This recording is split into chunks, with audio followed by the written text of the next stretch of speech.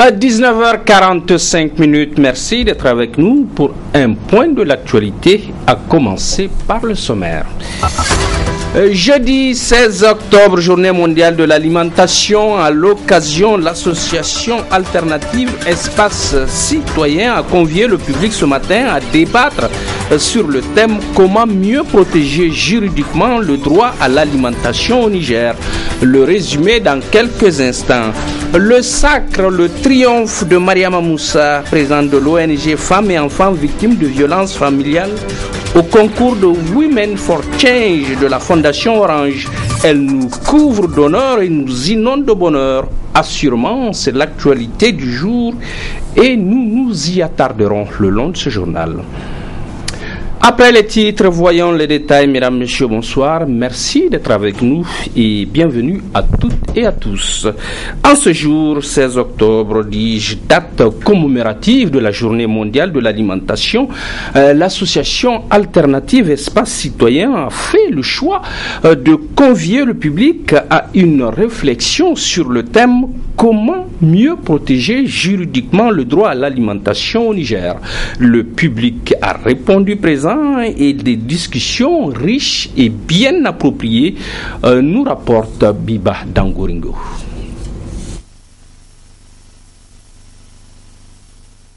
Le conférencier a d'abord rappelé les fondements du droit à l'alimentation, les fondements internationaux et nationaux.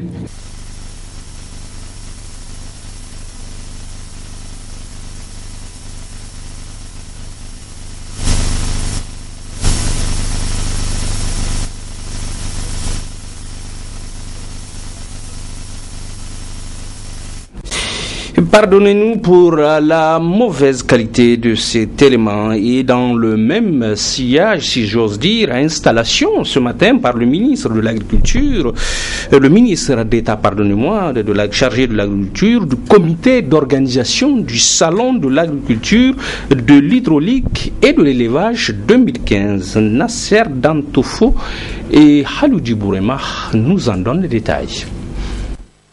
La première édition a eu un succès éclatant. C'est pourquoi le gouvernement a décidé d'institutionnaliser cette manifestation. Elle aura lieu désormais chaque année dans le mois de février.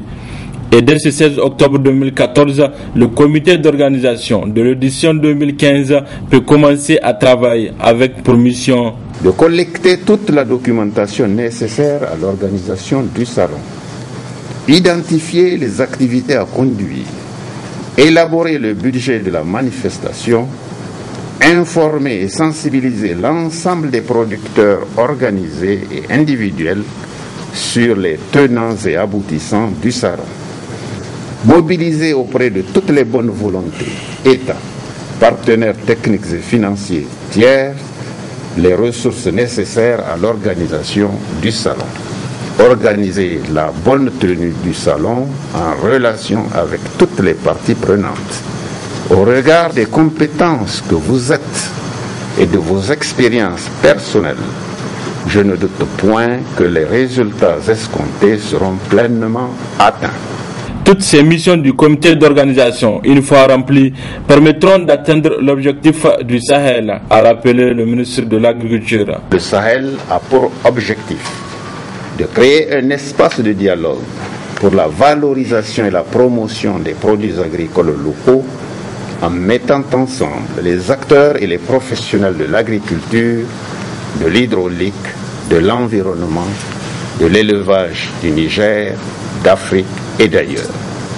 N'est-ce pas là un des objectifs de l'initiative 3N, les Nigériens nourrissent les Nigériens, cette vision de son Excellence Issoufou Mahamadou, président de la République, chef de l'État. Le bébé qui vient de naître sera l'espace approprié qui regroupera désormais, outre les producteurs et professionnels nigériens intervenant dans les productions agro-silvo-pastorales et halieutiques, mais ceux de l'UEMOA, de la CEDEAO et du reste du monde. Ce sera un cadre privilégié de rencontres et d'échanges entre les acteurs et professionnels de l'agriculture, de l'hydraulique, de l'environnement et de l'élevage qui favorisera ainsi l'intégration régionale agricole. Sahel Niger était au début une initiative du réseau national des chambres d'agriculture du Niger en collaboration avec les ministères de l'agriculture, de l'hydraulique, de l'élevage et le Haut Commissariat à l'initiative 3N. Début d'année sur fond de grève pour la section lycée-collège de la région de Niamey. 72 heures de grève depuis ce matin pour exiger plus de classes de cours et améliorer par voie de conséquence les conditions d'études des élèves. Le compte-rendu est signé Assoumana China. Il leur a suffi juste 2 mois de cours pour constater que les conditions d'études ne sont pas toutes réunies. Le mot d'ordre de grève de 72 heures qui débute ce 16 octobre 2014 est lancé pour exiger plus de classes, même en paillettes. L'élève, il lui faut un enseignant, une classe et une table banc pour qu'on sent qu'il est à l'école. C'est-à-dire que c'est le primordial pour qu'on dise qu'il y a une rentrée académique. Mais, chers camarades, nous nous sommes affrontés à beaucoup de problèmes. Nous ne sommes pas encouragés. Nous ne sommes pas encouragés dans l'optique d'amener du changement dans la région de Niamey. Si les parents nous voient aujourd'hui sortir, il faut qu'ils nous soutiennent. Il faut qu'ils nous soutiennent. Malgré qu'ils ne le font pas, je leur demande qu'ils le font. Parce que il n'y en a pas ici un parent d'élève ici au Niger qui sortait pour dire que les conditions de son enfant n'est pas réunies. Il n'y en a pas. Nous regardons, nous observons, on regarde, on laissait faire. Mais maintenant, nous nous sommes dit que si on ne réagit pas, on ne va pas nous écouter. C'est dans ce sens que nous avions lancé un mot d'ordre de 72 heures pour expliquer, pour que, à partir du jeudi jusqu'au samedi, que tous les problèmes au niveau du collège, au niveau du lycée, malgré qu'il n'y a pas assez de problèmes au lycée, qu'ils soient résolus à partir du samedi. Les classes ne sont pas les seules revendications de la section lycée et collège de l'USN de Niamey. On est affronté à beaucoup de problèmes. Quels sont les problèmes? Des camarades qui sont malades, qui tombaient malades dans les écoles. Aucune infirmerie, aucune boîte médicale pour au moins faire un premier pas à ces camarades. Un engagement a été pris que toutes les écoles de la région de Niamey sera dotée des boîtes médicales. Mais ça n'a pas été fait, camarades. Ça n'a pas été fait. Donc, tout ceci nous permettra aujourd'hui de sortir et de montrer notre mécontentement par rapport à tous les engagements et à tous les problèmes. La structure des scolaires de la région de Niamey s'est dit toutefois disposée au dialogue. Il revient donc aux autorités de contrecarrer cette situation le plus tôt possible afin d'éviter les mauvais exemples du passé. Et vivement que le dialogue triomphe à Assoumana China. Venons-en à présent à cette nouvelle pour le moins réjouissante. En effet, notre compatriote Mariama Moussa, présidente de l'ONG Femmes et Enfants victimes de violences familiales, est la lauréate du concours Women for Change de la Fondation Orange. Elle a triomphé dans un concours si rude et si relevé de un mois et face à une concurrence âpre de plusieurs autres pays africains. Ibrahim Tikiré nous fait le récit de cette belle épopée. C'est une joie immense qui anime les membres de SOS Femmes et Enfants victimes de violences familiales après le triomphe de leur présidente, Madame Mariam Moussa. Elle a remporté le prix Women for Change de la Fondation Orange devant 4 candidates. C'est un sentiment de joie aujourd'hui qui m'anime, donc à la délibération de ces résultats. Et ce résultat honore à plus d'un titre tout le peuple nigérien d'abord, qui s'est mobilisé comme un seul homme. Mariam Moussa a recueilli 22 750 voix sur 35 000. La remise du prix a eu lieu ce 15 octobre à Paris. Au-delà du Niger aussi, il faut aussi remercier tous les partenaires techniques et financiers qui ont appuyé aussi cette œuvre. Et je m'en vais aussi rendre un hommage mérité à la presse nationale comme internationale, publique comme privée, qui n'ont ménagé aucun effort en tout cas pour rendre public ces événements. Hier, donc 15 octobre, la cérémonie a eu lieu à Paris. Donc nous avons gagné le prix d'un montant de 25 000 euros, donc qui équivaut un peu plus de 16 millions. Ce prix-là va nous permettre de mettre en œuvre un projet relatif au mariage précoce dans une localité de notre pays. Donc pour vous dire que vraiment, au-delà de la personne de Mariama, c'est vraiment un couronnement donc, de plusieurs années de lutte donc, qui a été vraiment consacré à travers cette offre-là. Pionnière dans la lutte contre les violences faites aux femmes et aux enfants dans notre pays, Madame Mariam Moussa vient par ce prix Women for Change honorer tout un peuple fier de cette dame. Une consécration qui a été possible grâce au soutien de tout un peuple nigérien qui a voté pour sa candidate. Le prix Women for Change de la Fondation Orange récompense les femmes engagées pour les femmes en Afrique. La femme nigérienne vient donc d'être honorée à travers ce prix remporté par Madame Mariam Moussa, présidente de SOS Femmes et Enfants victimes de violences familiales. Et ce n'est pas tout. Aux grands champions, les grands honneurs, dit-on à la RTL. Nous avons alors joint au téléphone en France la lauréate allait récupérer sa précieuse et énormissime distinction. Le sentiment qui m'anime peut-être qu'un sentiment de fierté et même de satisfaction, si je peux le dire. Et si je suis là parmi ces femmes, c'est grâce à une série de fois conjuguées à tous les niveaux. En premier lieu, au niveau de ma structure qui est l'ONG SOS Femmes et Enfants victimes de violences familiales, puis à l'échelle nationale, voire internationale. Et cette première histoire est également le fruit de la grande mobilisation de la société civile nigérienne en premier lieu, des partenaires techniques et financiers de l'ONG, des médias que je salue très sincèrement pour leur sens de responsabilité. Les médias m'ont beaucoup aidé dans ma campagne. Et la première dame, Dr Malika Issoufou, qui m'a appuyé pour la diffusion du spot à la télévision, à la radio nationale, le gouvernement du Niger et de tous ceux qui de près ou de loin m'ont apporté leur soutien moral et psychologique. À tous, proches, amis et connaissances, qui ont voté en faveur de ma candidature. Et je vais retrouver ici l'expression de mes vifs remerciements et encouragements pour cette initiative.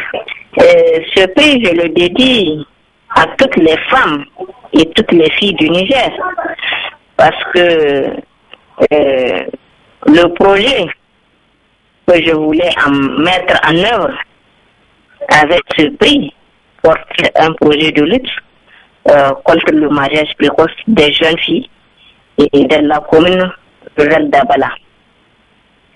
Et pour cause, cette population, en particulier et la population nigérienne en entier, ressent un besoin crucial d'être informée et sensibilisée sur le phénomène du mariage précoce et ses conséquences néfastes. Aussi, bien pour les enfants victimes et leurs parents, pour que l'État, qui a la lourde responsabilité de garantir la sécurité et la santé de tous ces citoyens. Et ça renforce vraiment la crédibilité de la structure. C'est comme si on est récompensé grâce à ce que nous sommes en train de faire sur le terrain pour promouvoir les droits des femmes. Nos techniciens, plutôt, pardonnez-moi, ont réussi à dompter la technique et nous demandent de revenir sur le premier élément afin. En ce jour, donc, je disais tout à l'heure, en ce jour 16 octobre, date commémorative de la Journée mondiale de l'alimentation, l'association alternative Espace Citoyen a fait le choix de convier le public à une réflexion sur le thème comment mieux protéger juridiquement le droit à l'alimentation au Niger. Le public a répondu présent et les discussions ont été riches et bien appropriées, nous rapporte Biba Dangoringo. ce qu'il signifie lui-même le droit à l'alimentation tel que consacré dans les institutions. Le conférencier a d'abord rappelé les fondements du droit à l'alimentation, les fondements internationaux et nationaux. Au plan international, ce droit a été d'abord consacré dans la Déclaration universelle des droits de l'homme de 1948. Et dans l'article 25 de ce texte intitulé comme suit: toute personne a droit à un niveau de vie suffisant pour assurer sa santé, son bien-être et ceux de sa famille, notamment pour l'alimentation, l'habillement, le logement, les soins médicaux, ainsi que pour les services sociaux nécessaires. Elle a droit à la sécurité en cas de chômage, de maladie, d'invalidité, de veuvage, de vieillesse ou dans les autres cas de perte de ses moyens de subsistance par suite des circonstances indépendantes de ses volontés. L'initiative de cette conférence est saluée par les acteurs du monde agricole. Je pense que c'est une très très bonne chose que Alternative Espace Citoyen est en train de faire, non seulement pour la conscientisation, non seulement de la population, des acteurs de la société civile, mais également surtout de nos dirigeants pour qu'ils comprennent les enjeux liés à la question liée à l'alimentation. Ce n'est pas une question légère, c'est une question de très très très haute importance quand on sait que dans un pays, quand le ventre est creux, on n'a plus la tête à autre chose. C'est extrêmement important. On a tendance à négliger l'aspect lié au droit à l'alimentation. Or aujourd'hui, il y a beaucoup de changements. La constitution du 25 novembre 2010 est très claire en ce qui concerne le droit à l'alimentation. Et elle a fait justement référence, comme nous l'avons si bien vu, à la Déclaration universelle des droits de l'homme et au pacte international relatif aux droits civils, économiques, sociaux et culturels qui ont quand même consacré justement ce droit-là depuis les années 1948. Un rappel, c'est en 1981 que cette journée a été instituée par les Nations Unies à travers la FAO. Le thème de cette 33e édition est nourrir le monde, préserver la planète. Et cette brève donc qui nous parvient à l'instant après 3 jours d'intenses travaux, c'est sur une note de satisfaction générale que ont compris fin les 2e assises de la coopération décentralisée franco-nigérienne. Nous y reviendrons plus en détail dans nos prochaines éditions. Nous promet Michel Dédi qui rentre à l'instant du ministère des Affaires étrangères. Fin donc de ce journal, merci à vous tous et continuez à nous suivre. Au revoir.